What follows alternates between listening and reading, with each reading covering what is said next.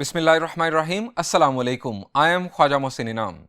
Students, इस lecture में हम सीखेंगे कि दो नॉन पैरेलल लाइंस का पॉइंट ऑफ इंटरसेक्शन कैसे मालूम किया जाता है और फिर उसके बाद एक्सरसाइज 4.4 के रेलेवेंट प्रॉब्लम्स सॉल्व करेंगे। आइए शुरू करते हैं। स्टूडेंट्स, मैं बात शुरू कर रहा हूं एक्सरसाइज 4.4 की प्रॉब्लम नंबर 1 के स्टेटमेंट से। स्टेटमेंट है find the point of intersection of the lines. ये इस प्रॉब्लम का थर्ड पार्ट है। तीनों पार्ट्स के लिए सेम स्टेटमेंट है। तीनों पार्ट्स के अंदर हमें दो लाइंस की इक्वेशंस गिवन हैं। हमें उन दो लाइंस का पॉइंट ऑफ इंटरसेक्शन मालूम करने के लिए कहा जा रहा है। इसके अलावा इसी तरह का सेम प्रॉब्लम है पेज नंबर 207 पर, एग्जाम्पल 1। अगर आपने इस सोल्यूशन को अच्छे अंदाज में समझ लिया तो बाकी प्रॉब्लम्स आप बासानी खुद सॉल्व कर लेंगे। स्टूडेंट्स, जब भी आपको दो लाइंस का पॉइंट ऑफ इंटरसेक्शन मालूम करने के लिए कहा जाए तो सबसे पहले आपको यह चेक करना होगा कि क्या वो दो लाइंस पैरेलल तो नहीं है, क्योंकि अगर लाइंस पैरेलल हुई, ये आप जरा देखें, ये लाइंस पैरेलल हैं। अगर लाइंस पैरेलल हुई तो उनके दरमियान पॉइंट ऑफ इंटरसेक्शन होगा ही नहीं। तो आप कैसे मालूम कर सकते हैं? पॉइंट ऑफ इंटरसेक्शन अगर है तो इसका मतलब है कि वो दो लाइंस नॉन पैरेलल हैं। सो हमें रफ में पहले ये चेक कर लेना चाहिए कि क्या ये दो लाइंस पैरेलल तो नहीं है। अब कैसे हम चेक करते हैं कि दो लाइंस पैरेलल हैं या नहीं? शाबाश, ये हम कई दफा डिस्कस कर चुके। हम उन दो लाइंस की स्लोप मालूम करते हैं। अगर स्लोप्स इक्वल हुई तो लाइंस पैरेलल होंगी। अब स्लोप्स मालूम करने के लिए बेसिक कंडीशन ये है कि लाइंस की इक्वेशंस को जनरल फॉर्म में होना चाहिए। क्या ये इक्वेशंस जनरल फॉर्म में हैं? The answer is yes. अगर आपने स्लोप मालूम करनी है तो जनरल फॉर्म में अगर ना हो तो कम से कम एक्स और वाई वाली टर्म्स इक्वल के एक जानिब जरूर हों। यानी अगर ये कांस्टेंट इधर भी होता, ये कांस्टेंट इधर भी होता, तब भी आप स्लोप मालूम कर सकते हैं। स्लोप मालूम करने के लिए जनरल फॉर्म जरूरी नहीं है। बेहतर है कि जनरल फॉर्म हो, लेकिन एक्स और वाई वाली टर्म्स इक्वल के एक जानिब लाजमी होनी चाहिए। अब स्टूडेंट्स, हम रफ में इन दोनों लाइंस की स्लोप्स मालूम करेंगे। इसको मैं कह रहा हूं लाइन 1 और इसकी स्लोप को मैं कह रहा हूं m1। अब स्लोप हम कैसे मालूम करते हैं जब इक्वेशन जनरल फॉर्म में गिवन हो? शाबाश, हमारा कंसेप्ट था माइनस कोएफिशिएंट ऑफ x, यहां पर कोएफिशिएंट ऑफ x है 1 over coefficient of y that is 4। इस लाइन की स्लोप है -1/4। ये हम रफ वर्क में कर रहे हैं। m2 minus coefficient of x over coefficient of y, minus minus plus हो गया, ये हमारे पास आ गई स्लोप 1/3। अब लाइन 1 की स्लोप है -1/4, लाइन 2 की स्लोप है 1/3। m1 is not equal to m2, lines are non parallel. अब लाइंस अगर नॉन पैरेलल हैं तो उनके दरमियान एक पॉइंट ऑफ इंटरसेक्शन मौजूद है। स्टूडेंट्स, अब हम डिफरेंट मेथड्स डिस्कस करेंगे कि जिनको यूज करते हुए हम वो पॉइंट ऑफ इंटरसेक्शन मालूम कर सकते हैं। मेथड्स नंबर 1 है ग्राफिकल मेथड। ग्राफिकल मेथड, जैसा कि नाम से जाहिर है, आप इन दोनों लाइंस को एक्स वाई प्लेन में प्लॉट करेंगे। अब स्टूडेंट्स, एक्स वाई प्लेन में किसी लाइन को प्लॉट करने के लिए मैंने आपको शॉर्टकट बताया था, और वो शॉर्टकट ये था कि आप उस लाइन के दोनों इंटरसेप्ट्स मालूम कर लें। एक्स और वाई इंटरसेप्ट उस लाइन के मालूम कर लें, उन दोनों को एक्स वाई प्लेन में लोकेट करें, दोनों को ज्वाइन करें, आपके पास एक लाइन आ जाएगी। इसी तरह फिर दूसरी लाइन के एक्स और वाई इंटरसेप्ट्स मालूम करें। अब एक्स और वाई इंटरसेप्ट मालूम करने का मेथड भी मैंने आपको बताया था। क्या था? अगर आपको एक्स इंटरसेप्ट मालूम करना है तो इक्वेशन में y को 0 पुट कर दें, और अगर y इंटरसेप्ट मालूम करना है तो इक्वेशन में x को 0 पुट कर दें। आपके पास x और y की जो वैल्यूज आएंगी वो आपके x और y इंटरसेप्ट होंगे। स्टूडेंट्स, मैं आपको इन दोनों का ग्राफिकल सॉल्यूशन दिखाता हूं। ये स्टूडेंट्स आप देख रहे हैं एक्स वाई प्लेन। ये हमने लाइन 1 का x इंटरसेप्ट लोकेट किया, ये y इंटरसेप्ट लोकेट किया। इन दोनों को ज्वाइन करने से ये हमें मिल गई लाइन 1। अब स्टूडेंट्स आते हैं लाइन 2 की जानिब। ये हमने लाइन 2 का x इंटरसेप्ट लोकेट किया और देन इसका y इंटरसेप्ट लोकेट किया, इन दोनों को ज्वाइन किया, ये आ गई लाइन 2। चूंकि ये लाइंस नॉन पैरेलल थी, हमने पहले चेक कर लिया था, इसलिए ये एक पॉइंट पर इंटरसेक्ट कर रही हैं। स्टूडेंट्स, इस पॉइंट के कोऑर्डिनेट्स पॉइंट ऑफ इंटरसेक्शन है। बुनियादी तौर पर ये पॉइंट ऑफ इंटरसेक्शन है, इसके कोऑर्डिनेट्स आपको चेक करने होंगे। आप इस पॉइंट के अगेंस्ट स्केल की मदद से आ जाएं एक्स एक्सिस पर, ये है एक्स वैल्यू, और इसी तरह से स्केल की मदद से आप चले जाएं वाई एक्सिस पर इस पॉइंट से, ये हमारे पास है इस पॉइंट का Y coordinate. Students, graphical solution में ह्यूमन एरर की गुंजाइश मौजूद होती है, सो ये बेस्ट मेथड नहीं है। आप इसमें एरर आपका आ सकता है चेक करने में, so this is not the best method. अगर तो बहुत सिंपल हैं कोऑर्डिनेट्स तो फिर तो सही है, लेकिन अगर फ्रैक्शंस में आ रहे हैं, डेसिमल में आ रहे हैं, तो फिर आपका ये अप्रॉक्सीमेट सॉल्यूशन बन जाता है। So this is not the best method. Second method की अगर हम बात करें स्टूडेंट्स, तो सेकंड मेथड आप क्लास 7 क्लास 8 से डिस्कस करते चले आ रहे हैं, लेकिन आपको यह नहीं पता था कि आप कर क्या रहे हैं। स्टूडेंट्स, मैं आपको रिकॉल करवाता हूं, उस मेथड का नाम था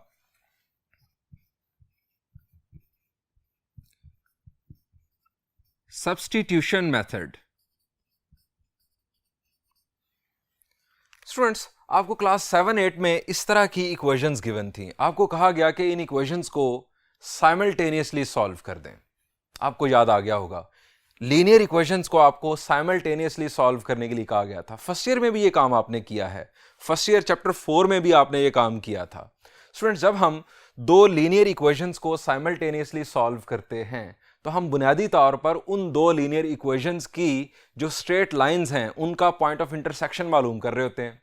हमने साइमल्टेनियस सॉल्यूशन सीखा फर्स्ट ईयर में भी, लेकिन हमें वहां पर यह नहीं बताया गया कि आप कर क्या रहे हैं। आप बुनियादी तौर पर उन लाइंस के पॉइंट ऑफ इंटरसेक्शन को मालूम कर रहे थे, उस वक्त उसके कोऑर्डिनेट्स आप मालूम कर रहे थे। स्टूडेंट्स, अब सब्स्टिट्यूशन मेथड क्या था? सब्स्टिट्यूशन मेथड यह था कि आप किसी एक इक्वेशन में से x या y की वैल्यू निकाल कर दूसरी इक्वेशन में पुट कर दें, फिर आपको एक वैल्यू मिल जाएगी x या y की। अगर मैं यहां से x की वैल्यू निकाल कर इसमें पुट करता हूं, तो यहां से x जो है वो सब्स्टिट्यूट हो जाएगा, आपको y की वैल्यू मिल जाएगी सॉल्व करने से। वो y की वैल्यू आप किसी एक इक्वेशन में पुट करेंगे, आपको x की वैल्यू मिल जाएगी। ये x और y की वैल्यू बुनियादी तौर पर इन दो लाइंस के पॉइंट ऑफ इंटरसेक्शन के कोऑर्डिनेट्स होंगे। ये था सब्स्टिट्यूशन मेथड। एक और मेथड भी आप यूज करते थे, that was called elimination method. Elimination method क्या था, मैं आपको एक्सप्लेन करता हूं।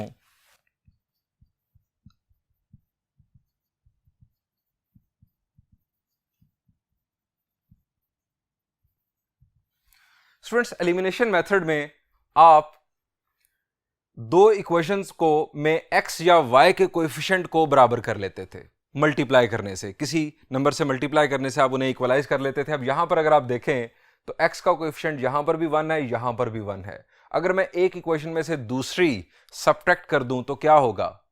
x कैंसिल हो जाएगा, आपको y की वैल्यू मिल जाएगी। वो y की वैल्यू मैं किसी एक इक्वेशन में पुट करूंगा, मुझे x की वैल्यू मिल जाएगी। ये था सब्स्टिट्यूशन मेथड। स्टूडेंट्स, एक और मेथड आपने डिस्कस किया था फर्स्ट ईयर चैप्टर नंबर 3 में, that was matrices method.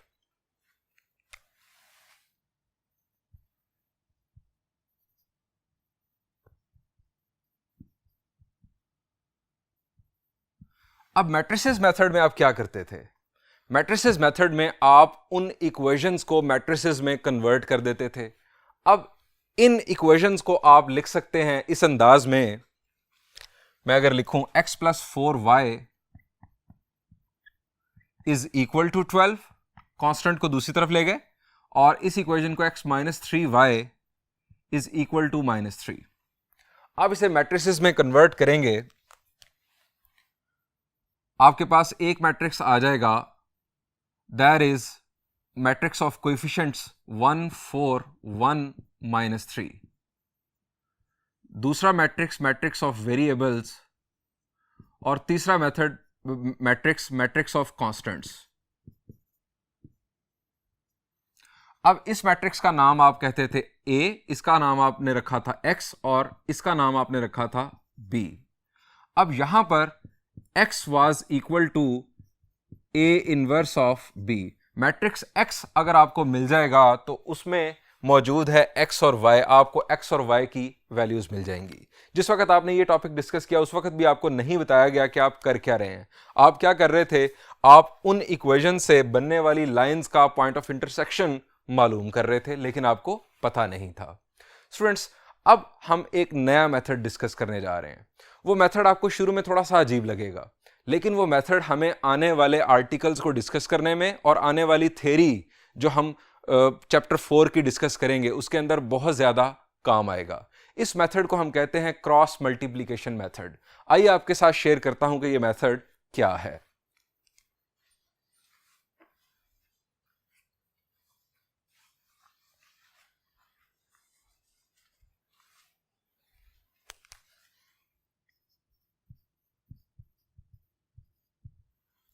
Students, first equation को हम कह देते हैं लाइन 1 और सेकंड इक्वेशन को कह देते हैं लाइन 2।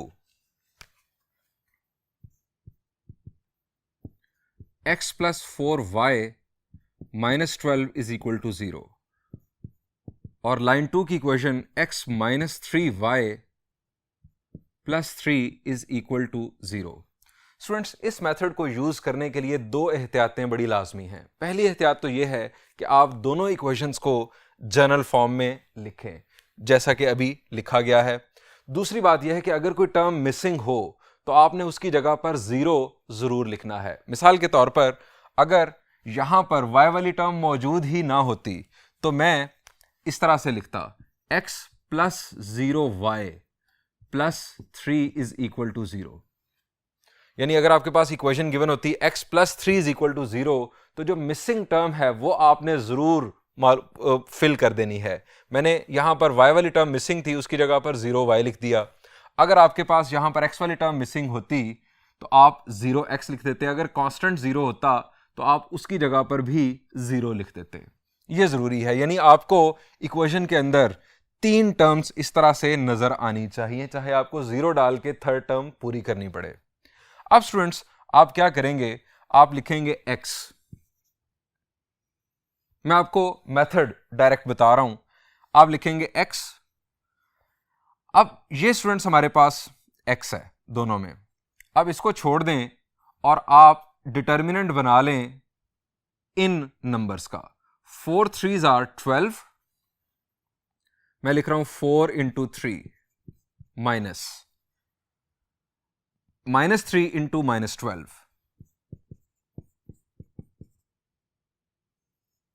यानी हमने x वाली टर्म को छोड़ा, x वाली टर्म्स को छोड़ा और रिमेनिंग टर्म्स हमने ये डिटर्मिनेंट बना लिया इक्वल टू। अब स्टूडेंट्स, आप यहां पर लिखेंगे -y। याद रखिएगा कि y के साथ हमने यहां पर लिखा माइनस। अब y वाली टर्म्स को छोड़ दें और बाकी आप डिटर्मिनेंट बना लें। 1 into 3 minus 1 into -12 is equal to. अब यहां पर आप लिखेंगे 1। तमाम प्रॉब्लम्स के अंदर न्यूमिनेटर में x फिर -y और फिर 1। अब यहां पर आपने 1 लिखा, अब आपने कांस्टेंट्स वाली टर्म्स को छोड़ देना है और इन टर्म्स का आपने डिटरमिनेंट बनाना है। 1 into -3 minus 1 into 4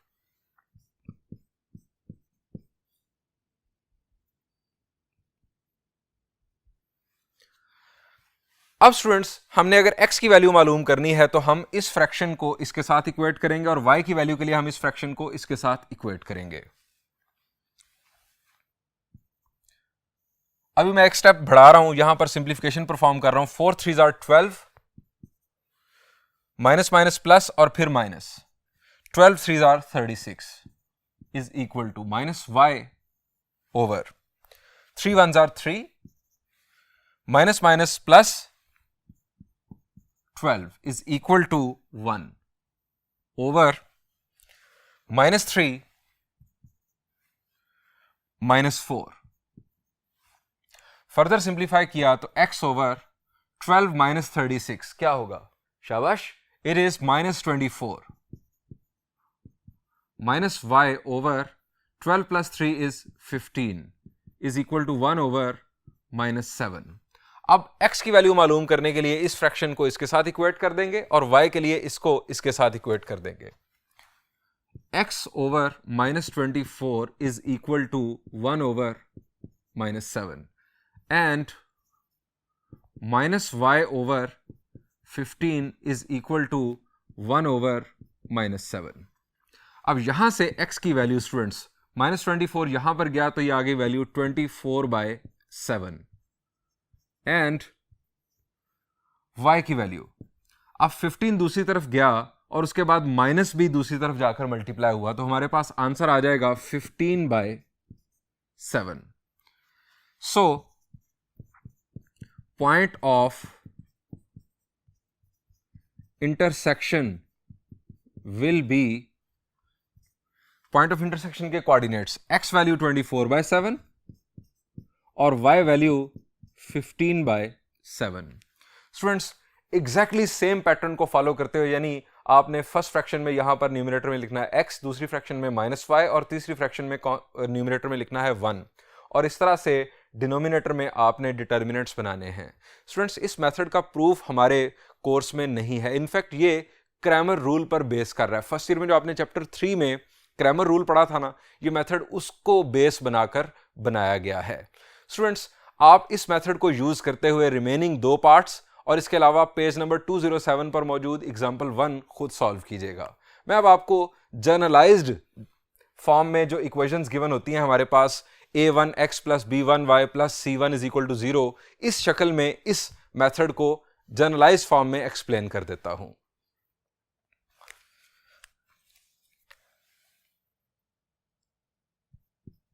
If line 1 is equal to a1x plus b1y plus c1 is equal to 0. Line 2 a2x plus b2y plus c2 is equal to 0. If m1 will not be equal to m2, then lines will have a point of intersection.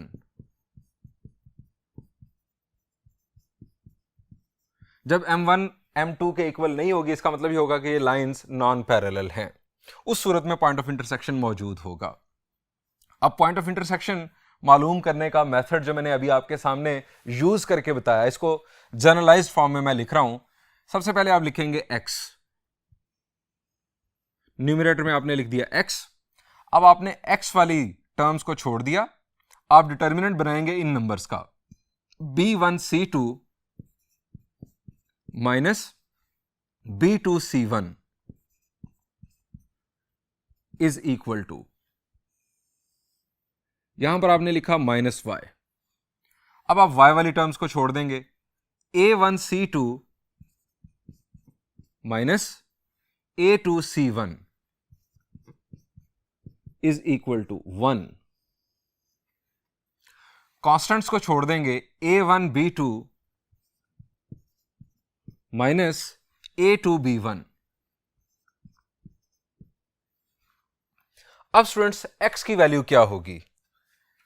x की value के लिए आप इस fraction को इसके साथ equate करेंगे, b1c2 minus b2c1 is equal to 1 over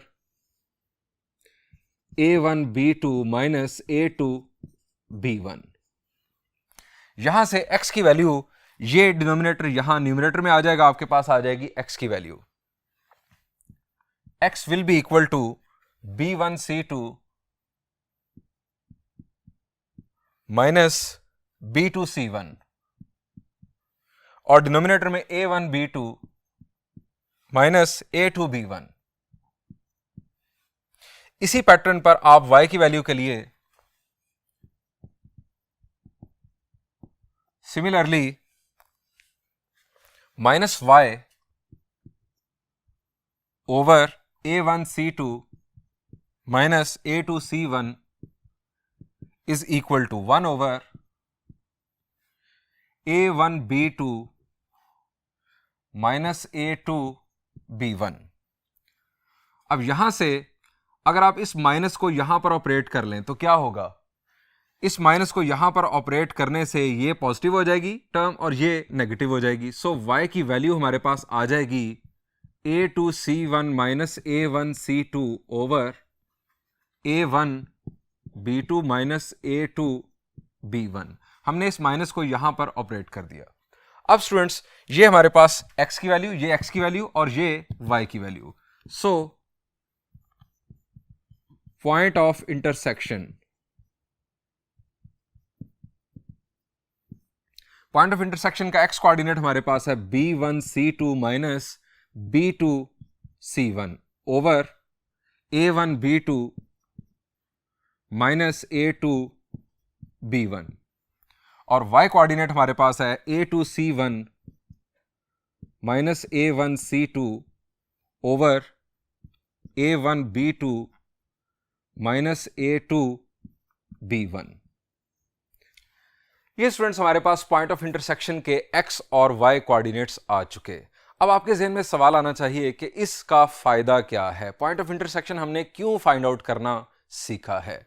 तो स्टूडेंट्स इसके बहुत ज़्यादा फायदे हैं। मैं आपको सिर्फ और सिर्फ एक एग्जांपल देता हूं। अभी स्टूडेंट्स आपने किसी पॉलीगॉन के वर्सेस के कोऑर्डिनेट्स मालूम करने हैं, मिसाल के तौर पर ट्राइंगल। अब ट्राइंगल क्या है? ट्राइंगल की तीनों साइड्स बुनियादी तौर पर स्ट्रेट लाइंस होती हैं। अगर तीनों साइड्स की इक्वेशंस आपको दे दी जाएं और आपसे कहा जाए कि आप तीनों वर्सेस के कोऑर्डिनेट्स मालूम कर दें, तो आप इस मेथड को यूज करते हुए, यानी इंटरसेक्शन मालूम करने के मेथड्स को यूज करते हुए आप ये तीनों वर्सेस मालूम कर सकते हैं। बुनियादी तौर पर क्या करना है, अगर आप इस ट्राइंगल में देखें तो वर्टेक्स ए जो है ये लाइन 1 और लाइन 2 का पॉइंट ऑफ इंटरसेक्शन है। अगर आप लाइन 1 और लाइन 2 को साइमल्टेनियसली सॉल्व करेंगे तो आपके पास वर्टेक्स ए के कोऑर्डिनेट्स आ जाएंगे। इसी तरह लाइन 1 और लाइन 3 को साइमल्टेनियसली सॉल्व करने से आपके पास वर्टेक्स बी के कोऑर्डिनेट्स आ जाएंगे और लाइन 2 और लाइन 3 को साइमल्टेनियसली सॉल्व करने से आपके पास वर्टेक्स सी के कोऑर्डिनेट्स आ जाएंगे। यही मेथड आप यूज कर सकते हैं क्वाड्रिलेटरल के वर्सेस के लिए। वहां पर आपको 4 इक्वेशंस गिवन होंगी, 4, क्योंकि वहां पर 4 साइड्स हैं।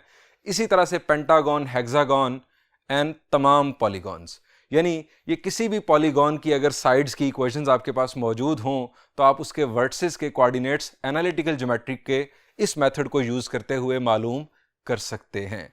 आइए स्टूडेंट्स अब एक और रेलेवेंट प्रॉब्लम मैं आपके साथ डिस्कस करता हूं।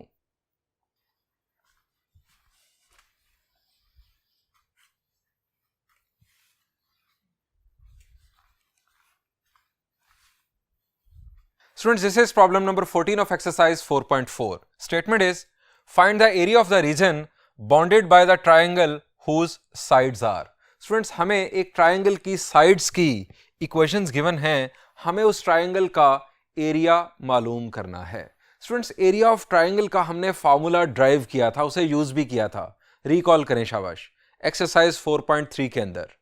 शाबाश, चले मैं आपको रिकॉल करवाता हूं। एरिया ऑफ ट्राइंगल का जो फॉर्मूला हमने डिस्कस किया था, that was 1/2 determinant of x1 y1 1, x2 y2 1, x3 y3 1। ये था स्टूडेंट्स फॉर्मूला। अब इसमें x1 y1 क्या है, x2 y2 क्या है, x3 y3 क्या है? द आंसर इज ये वर्टेक्स के कोऑर्डिनेट्स हैं। ये एक वर्टेक्स के कोऑर्डिनेट्स, ये दूसरे वर्टेक्स के कोऑर्डिनेट्स और ये तीसरे वर्टेक्स के कोऑर्डिनेट्स। हमें इस ट्राइंगल के तीनों वर्टेक्स के कोऑर्डिनेट्स रिक्वायर्ड हैं इस फार्मूला को यूज करने के लिए। अब हमें यहां पर क्या गिवन है, हमें साइड्स की इक्वेशंस गिवन है, हमें वर्टेक्स के कोऑर्डिनेट्स चाहिए। अब ट्राइंगल के वर्टेक्स बुनियादी तौर पर क्या होते हैं, वो साइड्स के पॉइंट ऑफ इंटरसेक्शन होते हैं। Point of intersection find out करना अभी हमने सीखा लास्ट प्रॉब्लम 1 में। तो स्टूडेंट्स हम पहले ट्राइंगल के तीनों वर्सेस मालूम करेंगे और फिर उसके बाद इस फार्मूला को यूज करेंगे। स्टूडेंट्स, मैं इन तीनों जो साइड्स हैं इन्हें लाइन 1, लाइन 2 और लाइन 3 का नाम दे रहा हूं। Let L1 7x minus y minus 10 is equal to 0. Line 2 10x plus y minus 41 equal to 0. Line 3x plus 2y plus 3 is equal to 0। अब स्टूडेंट्स हम एक रफ डायग्राम बना लेते हैं ताकि हमारा कंसेप्ट क्लियर हो जाए कि हम करना क्या चाह रहे हैं।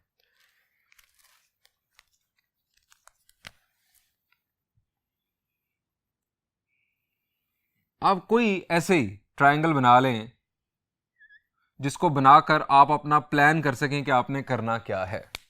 स्टूडेंट्स फर्ज किया ये है हमारे पास लाइन 1, ये लाइन 2, ये लाइन 3। अब ये हमारे पास है A, B और C। हम इसका जिक्र करेंगे बाकायदा ये कह करके ये एक रफ डायग्राम है, क्योंकि हमें नहीं मालूम कि इन साइड से बनने वाली ट्रायंगल किस टाइप की होगी। हमने तो ऐसी एक ट्रायंगल बना ली, हमें नहीं पता कि ये एक्यूट ट्रायंगल है, ऑब्ट्यूज है, राइट ट्रायंगल है, हमें नहीं मालूम। हमने सिर्फ और सिर्फ अपना प्लान करने के लिए इस ट्रायंगल को यूज करना है। हम यहां लिखेंगे, नेक्स्ट बोर्ड पर चलते हैं, हम लिखेंगे रेफर टू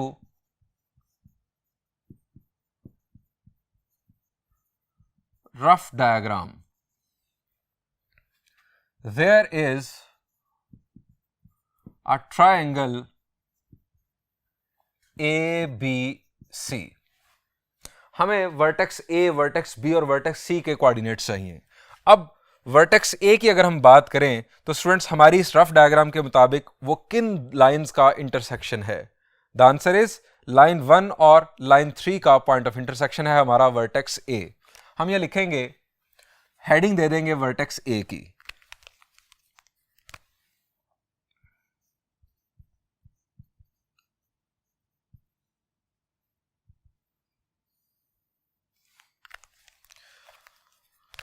हम यहां लिखेंगे vertex A is point of intersection of line 1 and line 3। अब आपके ज़हन में आएगा कि हो सकता है जब आप कर रहे हो तो जो वर्टेक्स A आप यहां पर अगर लिख लें तो वो लाइन 1 और लाइन 2 का इंटरसेक्शन बन रहा हो। तो स्टूडेंट्स कोई मसला ही नहीं है, आप जिस तरह से मर्जी सॉल्व करेंगे। आप जरा इस फार्मूला को देखें, इस फार्मूला में 3 बेसिकली पॉइंट्स के कोऑर्डिनेट्स गिवन हैं। अब क्या यहां लिखा है कि ये वर्टेक्स A के कोऑर्डिनेट्स है, ये वर्टेक्स B के, ये वर्टेक्स C के हैं? नहीं लिखा हुआ। आप इस डिटर्मिनेंट की अगर रोज को इंटरचेंज भी कर दें तो क्या फर्क पड़ता है? रोज को इंटरचेंज करने से आपका एक माइनस साइन आ जाता है। यहां पर लिखा हुआ है कि ये एरिया ऑफ ट्रायंगल है। अगर आप इन्हें इंटरचेंज भी करेंगे, आंसर माइनस में भी अगर आ गया तो आप तब भी उसे पॉजिटिव ही कंसीडर करेंगे, क्योंकि आपको पता है कि आप एरिया मालूम करने जा रहे हैं। सो परेशानी वाली कोई बात नहीं है। आप जो रफ डायग्राम आपने बनाई, आप उसके मुताबिक अगर चलेंगे, आपका सोल्यूशन बिल्कुल दुरुस्त होगा। Vertex A is point of intersection of line 1 and line 3। अब लाइन 1 और लाइन 3 को मैं साइमल्टेनियसली सॉल्व करने जा रहा हूं। लाइन 1 और लाइन 3 को साइमल्टेनियसली सॉल्व करने जा रहा हूं, जो अभी हमने क्रॉस मल्टीप्लिकेशन मेथड डिस्कस किया। आप लिखेंगे न्यूमरेटर में x। अब आप इन दोनों इक्वेशंस के अंदर x वाली टर्म्स को भूल जाएं, आप आ जाएं -1 को मल्टीप्लाई कर दें +3 के साथ। -1 इंटू +3, ये हमारे पास आ गया -3। माइनस आपके फॉर्मूला का है,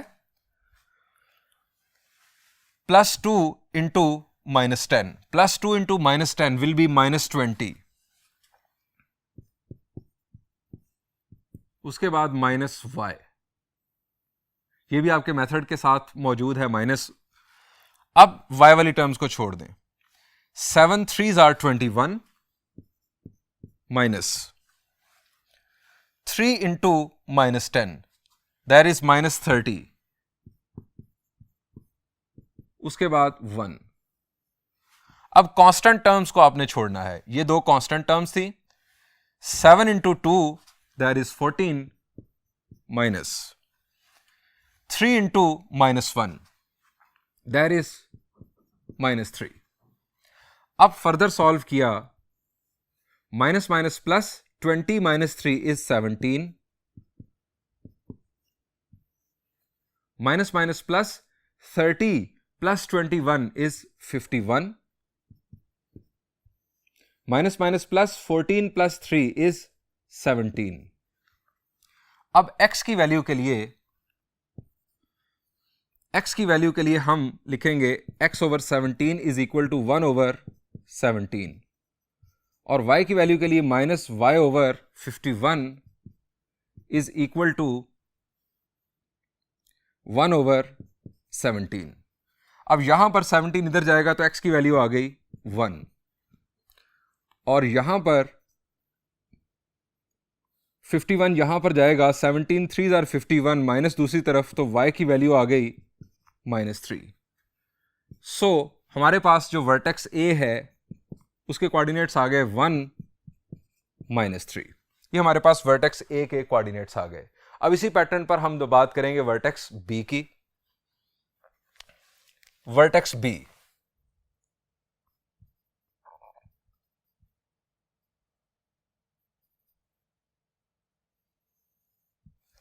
स्टूडेंट्स वर्टेक्स B हमारा पॉइंट ऑफ इंटरसेक्शन है लाइन 1 और लाइन 2 का। हमारी रफ डायग्राम के मुताबिक हम लिखेंगे vertex B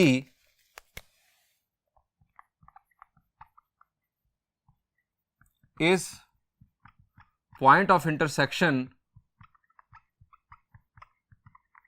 of line 1 and line 2। अब लाइन 1 और लाइन 2 की इक्वेशंस मैं यहां आपको दोबारा लिखकर प्रोसीजर कंटिन्यू करता हूं। लाइन 1 की हमारे पास इक्वेशन थी 7x minus y minus 10 is equal to 0 और लाइन 2 की इक्वेशन थी 10x plus y minus 41 equal to 0। अब इन दो इक्वेशंस पर हम वो अपना मेथड यूज करते हैं। हम लिखेंगे x ओवर, ये टर्म्स छोड़ दी, 41 minus 1 into minus 41 is 41 minus plus 1 into minus 10 is minus 10 minus y। अब y वाली टर्म्स को छोड़ा, 7 इंटू 41। अब इसको हम यूज करेंगे कैलकुलेटर और कैलकुलेट करेंगे 41 इंटू 7, दिस इज 287 और ये माइनस 287 आएगा minus 10 into minus 10 will be minus 100 is equal to 1 over. अब कॉन्स्टेंट्स को छोड़ दें, 7 into 1 is 7 minus 10 into minus 1 is minus 10। यहां पर आ गया हमारे पास minus minus plus, 41 plus 10 is 51 is equal to minus y minus minus plus, minus 287 plus 100 will be minus 187 is equal to 1 over minus minus plus 7 plus 10 is 17।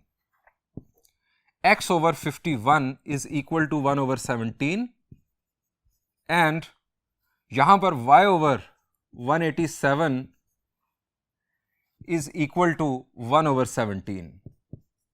ये minus minus हमने कर दिया कैंसिल, 51 दूसरी तरफ जाएगा, 17 3 आर 51, x की value आ गई 3 and 187 को हम 17 से डिवाइड करेंगे तो ये आ जाएगा 11। b हमारे पास आ गया 3,11। Vertex C,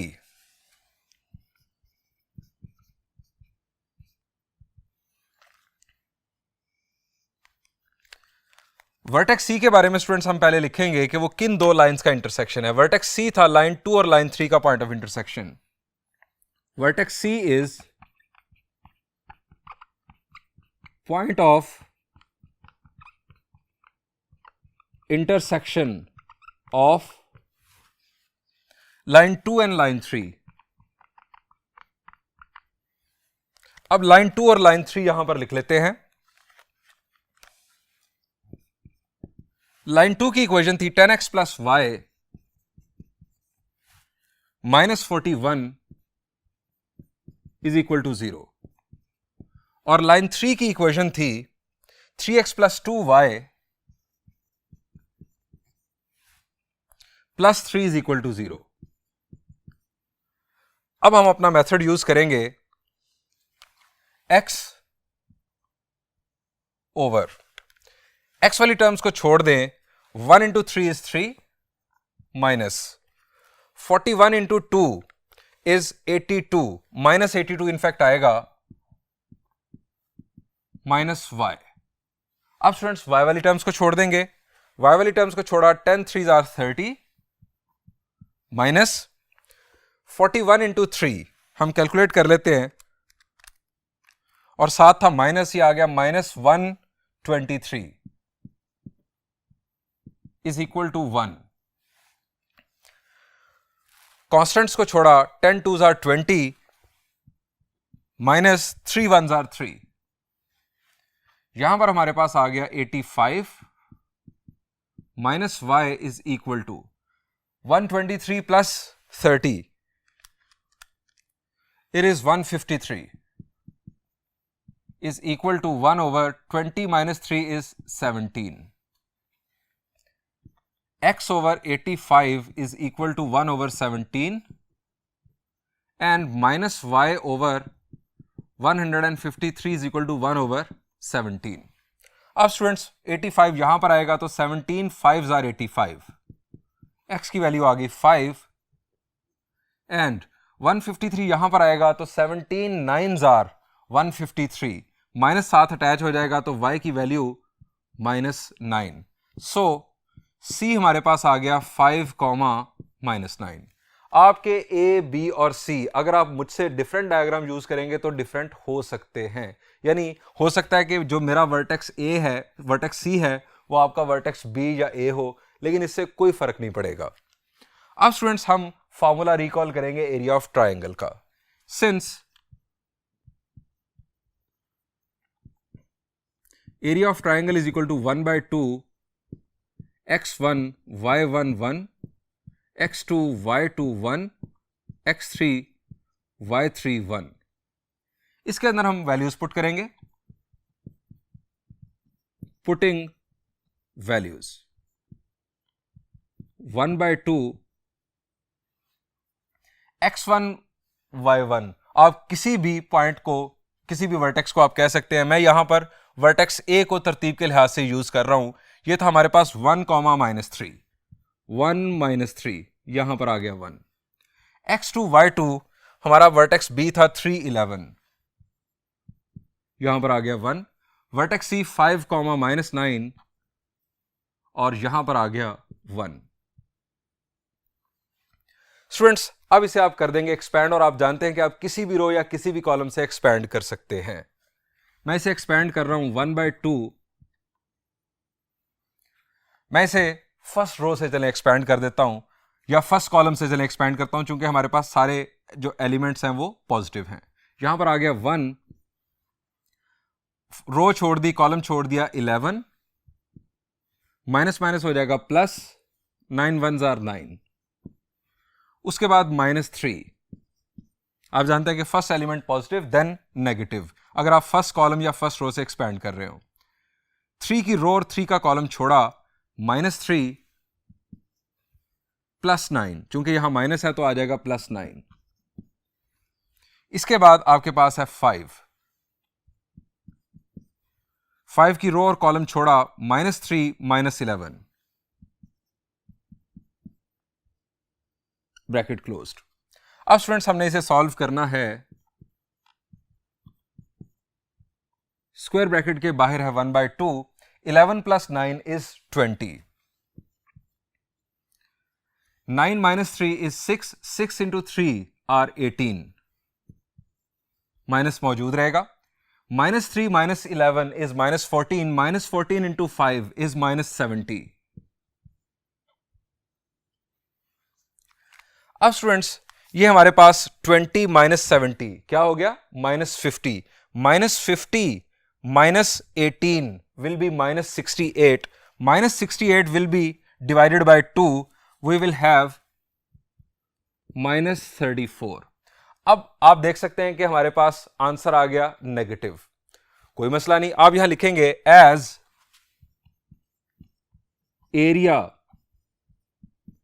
can't be negative, so area of triangle is equal to 34 square units। ये स्टूडेंट्स हमारा फाइनल आंसर।